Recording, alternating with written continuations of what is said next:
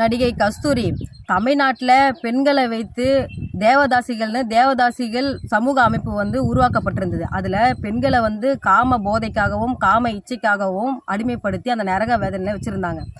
பெண்களுடைய சமூக நீதிக்காகவும் பெண்களுடைய முன்னேற்றத்திற்காகவும் பெண்களுடைய சுதந்திரத்திற்காகவும் பெண்களுடைய உரிமைக்காகவும் பெண்களுடைய பிரதிநிதித்துவத்துக்காகவும் சமூக நீதிகளை விரும்புகின்ற திராவிட இயக்கம் அந்த தேவதாசிகள் ஒழிப்பு முறை சட்டத்தை அமலுக்கு கொண்டு வரணும்னு தேவதாசிகளுடைய நிலம் அந்த மானியம் தேவதாசிகள் முறை ஒழிப்பு சட்டத்தை அமலுக்கு கொண்டு வந்தாங்க.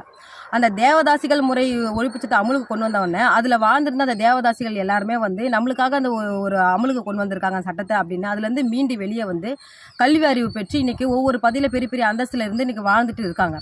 ஆனால் தேவதாசிகளாகவே தன்னை நினச்சிக்கிட்டு இன்னமும் அந்த தேவதாசிகள் ஒழிப்பு முறை சட்டம் அமுலில் இருக்குதுன்னு உணராமையே சிலர் தேவதாசிகளாக தன்னை வாழ்ந்துட்டு தமிழ்நாட்டில் தேவதாசிகளாக கருத்துக்களை சொல்லிட்டு